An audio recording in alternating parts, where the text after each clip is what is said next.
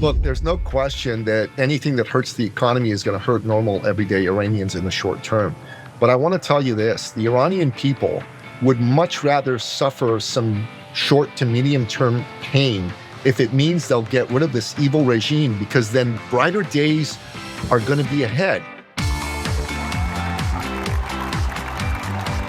I am Larry Elder. We are Salem News Channel. My guest hosts two podcasts, The Thought Leader Revolution and The Sovereign Man podcast. He's a New York Times bestselling author, born in Tehran to Christian parents. As a teenager, he and his family moved to Canada for their safety. Please welcome back to the program, Nicky Billou. Larry, how are you? Nicky, always good to see you.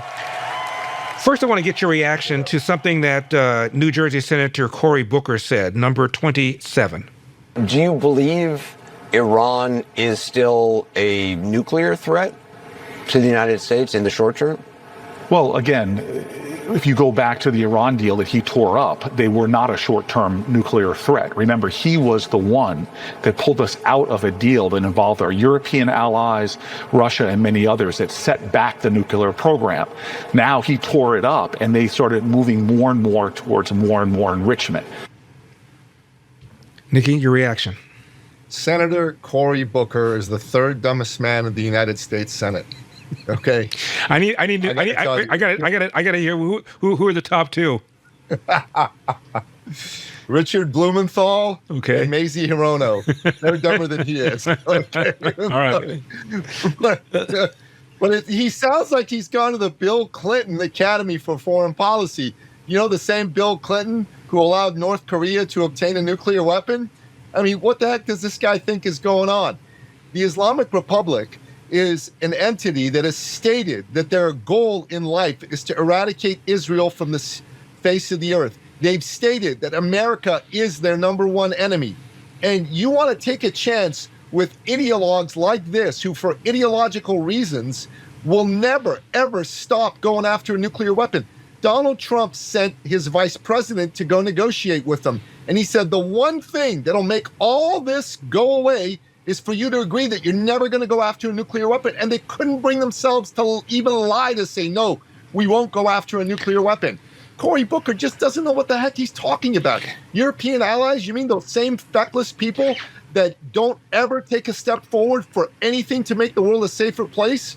Come on, man. Having them on your side doesn't exactly give you a ringing vote of confidence to make the world a safer place. Come on, Mr. Booker. Nicky, why do they keep saying he tore the deal up? The deal was still there. If Iran wanted to abide by the terms of the agreement, they could have abided by it. The UK was still part of the deal. The other European nations were still part of the deal.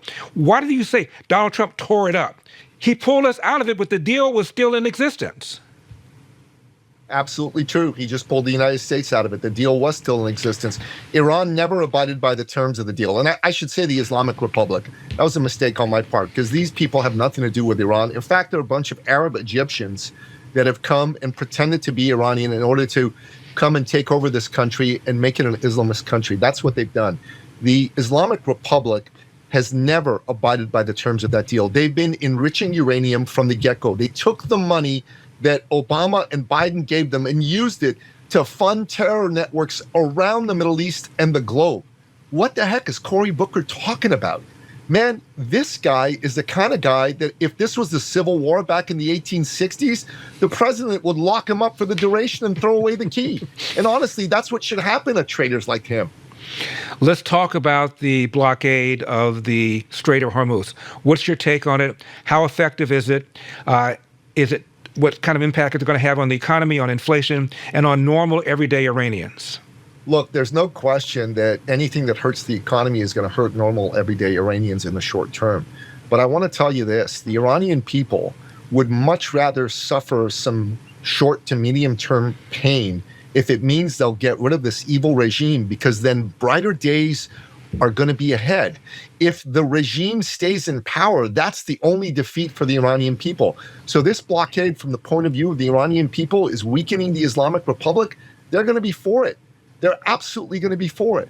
And I want to tell you one other thing, Larry. This is a masterstroke by Donald Trump, because what he's done by locking up the Strait of Hormuz is he's forcing all of these oil tankers to move into the Gulf of America and start buying oil from the United States. This is hurting people like the communist Chinese because China was buying discounted oil from the Islamic Republic. Now they're going to have to buy full price oil from the United States and the Gulf of America. This is only good news, man. It hurts them economically. And China is the main adversary to freedom-loving people all around the world right now. So anything that makes China weaker is a good thing. The supreme leader of the Islamic Republic, I want to make sure I get my lingo right. The supreme leader of the Islamic Republic was killed 45 days ago. There still has been no public burial, no public ceremony. The concern, obviously, is for their safety. Is that what's going on here? They're afraid to be out in public? Damn straight, man. If they go out in public, Israeli intelligence is going to mark them and probably eliminate them. That's why they're not doing it. So from that point of view, it's good to see them cowering in fear. But honestly, I want to see what the president's going to do next, because whatever he does next has got to be all about weakening these people and making it possible for the Iranian people to overthrow them. Part of that means they're going to need some weapons. And I know that he publicly said he tried to get them weapons, and the people that were supposed to get the weapons to the people decided to keep it for themselves. They got to find a way to get weapons into the hands of the people. Because if they do that, there's no need for boots on the ground, because the Iranian people are going to be the boots on the ground, and they're going to overthrow this regime. And I want to make this point, Larry, for your listeners right now. You cannot deal with these people. These people are the modern day Nazis. They're the Goebbels, they're the Goerings, they're the Hitlers of our time. They cannot be reasoned with, man. In 1944, the American military didn't go to the Nazis and say, hey, listen, you know what? We're going to just bomb the hell out of you guys until you surrender, but we're going to let you keep all these lands you've conquered. No, they said we want unconditional surrender, and that's it. We want regime change. These are the modern day Nazis. The same policy needs to be applied to them. How do you get weapons in the hands of the Iranian people, Nicky?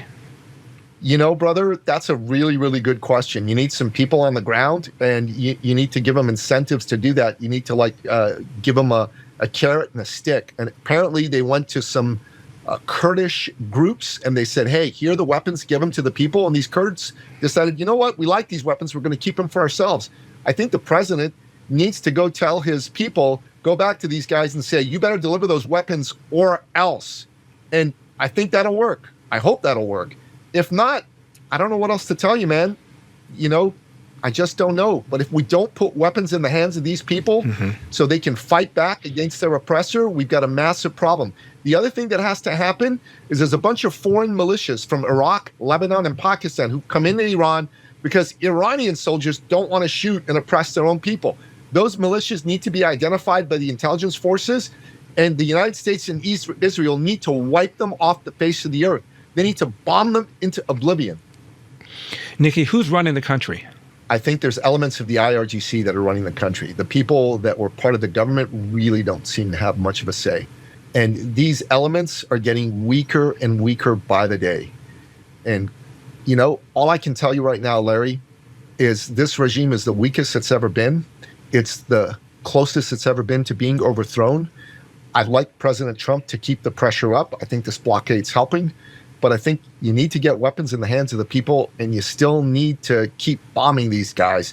And you especially need to bomb these foreign militias that they've imported, because these are Islamist militias. They're thugs and killers, and they got to be killed. Nicky, the internet is still down. How are people in Iran communicating with each other? How are they getting information from the outside world? There's some people that have access to things like Starlink, and those people are using what they have in order to communicate with the outside world. But Larry, I got to tell you, we need to pressure these guys and push them hard enough that the Iranian people can storm the facilities where internet and communications are housed, take over and open the country up, because it's a massive problem. They're using this blackout in order to go on a killing spree. They're killing regular Iranians. They're executing them by the dozen. Did you hear the story about that young 19-year-old Olympic wrestler that they executed with two of his buddies? I did. Wasn't that awful? Yeah. And since then, there have been dozens and dozens of kids, Larry, kids that are being executed by these scumbags. Nicky, we only have a few seconds left. If you and I talk 2-3 weeks from now, what will the state of play be? I'm praying that the Islamic Republic will be overthrown or on the verge of being overthrown. But the truth of the matter is, only God knows. All those of us that believe in freedom and believe in a better and brighter and more prosperous world can do is pray that with God on our side and President Trump leading the charge, we'll be able to overthrow. Leave it there, Nicky. Thank you for joining us. God bless. This episode has been brought to you by eCircleAcademy.com, the proven system to add 6 to 7 figures a year to your thought leader practice.